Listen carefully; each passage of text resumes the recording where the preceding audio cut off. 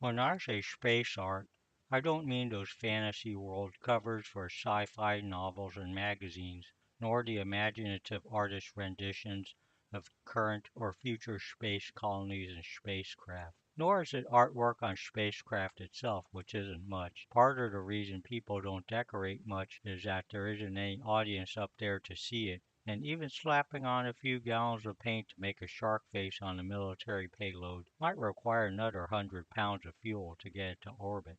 We mentioned the first spacewalker Alexei Leonov and moonwalker Alan Bean in the last video, and they happen to be two of the best known artistic space travelers.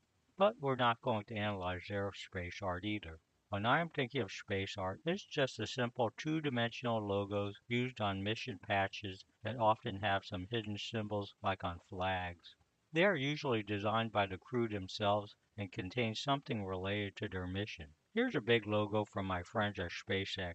Can you figure out what it's for? On the outside are the four crew members' names, then a Crew Dragon capsule.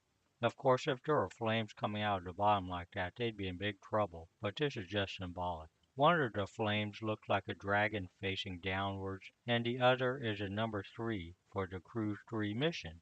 You will also see 3 stars in the background. Early space patches look rather crude in design, but they had to be simple enough to be embroidered. Of these Mercury patches, you can guess by the pictures that Alan Shepard just went up and down on a suborbital journey, while John Glenn's Friendship 7 went around in orbit. The Gemini ones feature spacewalks, and Gemini 9 includes docking and going into a high orbit. Apollo 8 uses their path to the moon to simply write the mission number. Apollo 11 displays their lunar module named Eagle as a bird landing on the moon. They left the crew names off to say that they came for all mankind. Apollo 13 was the only other Apollo mission patch without crew names and featured the chariot of the sun god Apollo with a Latin inscription saying, "From the moon, knowledge." You can see all the mission patches if you go to the Apollo Saturn building and look up. The final moon landing of Apollo 17 wasn't the end of the Saturn Apollo era. Saturn rockets launched the first American space station Skylab in its cruise. Artist Alan Bean was the commander of the second crew. Perhaps he selected Leonardo's Vitruvian Man for the mission patch. The circle behind the man is half sun and half earth, two of the things studied during their mission. You might not recognize the Russian spelling of his name, but artist Alexei Leonov also appears on the patch for the Apollo-Soyuz test project as a Russian commander. The shuttle era had its own patches with a variety of mission types. The first mission, STS-1, was about the orbiter itself, commanded by Gemini and Apollo veteran John Young, with Bob Crippen as pilot. Crippen was a commander of STS-7, whose logo has 7 stars and the shuttle arm bent into the number 7. The thing that looks like a sun or a gear has 4 arrows and one with a cross, referring to there being 4 men and 1 woman in the crew, that being Sally Ride, the first American woman in space. Sally's next ride was a year later in STS-41G, which was actually the 13th shuttle mission indicated by the 13 stripes and flag stars. Don't know what the 17 little ones below mean.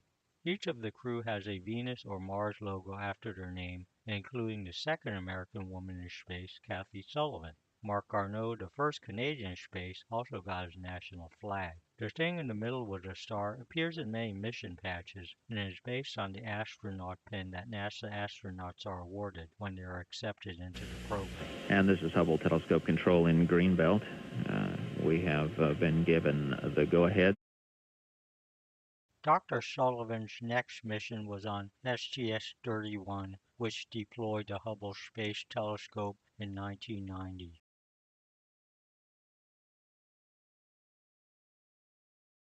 Here's a picture of the Russian Mir space station, which was visited by STS-63. STS-108 was one of many to assemble the International Space Station, or ISS. There are 2 arrows resembling astronaut pins, with 3 stars in each, denoting the 3 crew members sent up and 3 more brought down. The 4 stars in the sky represent the 4 shuttle crew. ISS missions have their own patches as the crews are usually split between launches from different times so that they don't replace everyone at once. The three names on the left are the ones for expeditions 31 and 32, and the ones on the right served on expeditions 32 and 33. Note the three flags of the crew members' countries, and the three stars and the three planets represent the six crew members who spent 2.5 months together. If you walk down the ramp in the Atlantis exhibit at the KSC Visitor Complex, you will see the shuttle patches painted on the walls. The LC-39 Overlook has patches of both Apollo and Shuttle. One place with a collection of mission patches for the ISS missions is the ISS itself. The Soyuz. Oh, one thing we need to show you is our patches here. While we've been up here, we've been Expedition 32 first, and then just recently we're leaving. We were Expedition 33, and there's all the crew members who are up here with us right now. Myself, Yuri Malenchenko, Aki Hoshidi, if you can read Japanese. Yevgeny Turelkin, if you can read Russian, Oleg Novinsky, and Kevin Ford, who just took over as the commander of the space station and will be the commander for the next couple months. And he, by the way, is behind the camera right now. So you can say, hi, Kevin. If you designed your own patch, what would be on it? I would make one shaped like a bear paw with the constellation Ursa Minor or Small Bear. I would like to go to Polaris, which is at the end of the handle. How about you?